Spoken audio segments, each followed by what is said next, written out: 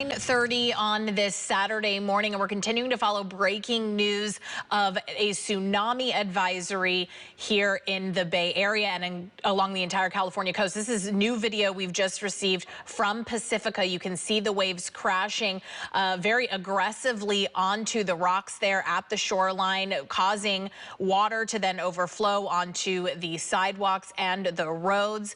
Officials are asking and urging people to steer clear of our beaches and our coastlines right now. The beaches at Point Reyes are closed until the advisory is lifted, which is going to be several more hours. Ocean Beach in San Francisco also closed now. Parking lots at the marina in San Francisco are also closed as well.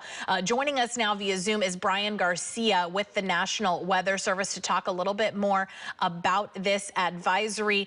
Brian, thanks for joining us. This is a tsunami advisory. What's the difference between a warning versus an advisory? Good morning, Noelle. Thanks for having me this morning. And the difference between an advisory and a warning is surely the height. So the advisory covers tsunami waves that are 1 to 3 feet, and then 3 feet and upward would go into warning level. So essentially, that tries to capture a longer inundation area versus just the beaches or the coastal regions. Okay. When I think tsunami, I do think enormous waves, right? So just the word kind of stirs you up when you're getting these alerts on your phone or you know, watching here on the news. These waves aren't enormous, but they are dangerous. Talk to me about what makes them so dangerous. That's right. The tsunami surges are just that, they're a surge. We try to get away a little bit from calling it a wave per se. It's a lot more palatable for people's brains that way, but it's really a surge.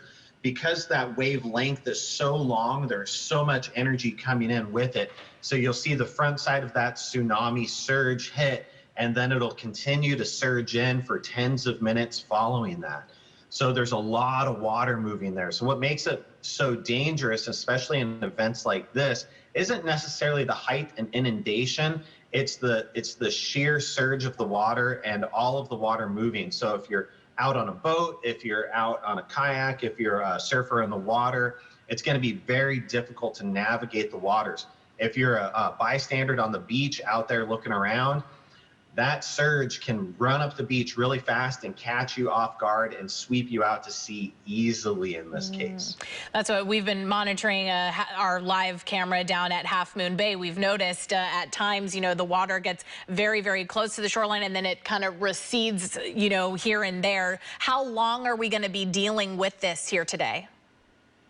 Yeah, great question. And that's still a big question mark for us because this is an event like none of us have ever seen. You know, we're used to subduction zones creating a displacement of water and creating a tsunami. So like we think back to 2011 and the Tohoku event from Japan. Those types of scenarios we're used to. These underwater volcanoes, these eruptions are something we're not used to. So we will run the advisory out until 3 hours beyond the waves drop below 1 foot. So in other words, once we see the waves drop below tsunami advisory level, we'll have the advisory go out for at least 3 hours beyond that, just to make sure there's no straggler waves, because the largest waves in a tsunami may not be the first or even the middle. We could see it later in the event. Okay. You know, walking, I do a lot of hikes along the coast. We see the tsunami, you know, this is a tsunami area, tsunami watch area. When was the last time our area actually saw a tsunami advisory? The last tsunami advisory that we would have seen, we had a brief one a few years ago due to an earthquake up off the Aleutian Islands in Alaska. But once we got the data in from some of the local areas, we were able to drop that advisory. So I think that was about 2.5 years ago, maybe 3 years ago at this point. So it's been a few years for sure. The last big event was obviously in 2011 with the Tohoku event. And how does this compare to that event? That's actually a really interesting question, something we're gonna have to go back and look at, because this event is occurring at high tide, and the high tides today are in that 5 to 6 foot range, and we're putting about 2 feet of water on top of that. So we're seeing the inundation around the beaches act very much like a king tide. So then you think of a king tide, that takes about 12 hours to go from a high to a low level. In this case, we're seeing those high to low levels come in about 30 to 60-minute time frames. So very fast swings. The Tohoku event in 2011 happened at low tide, even though the tsunami itself, the actual overall height, may have been a little bit larger than what we're seeing now. The impacts were actually a little bit less in terms of the broad scoping area. Right. When we think about Santa Cruz Harbor, for example, the 2011 tsunami had a large surge of water go up the harbor and wreck a lot of the docks and created multi-millions of dollars worth of damage. And we're already hearing about a little bit of damage today in Santa Cruz Harbor from some of the docks.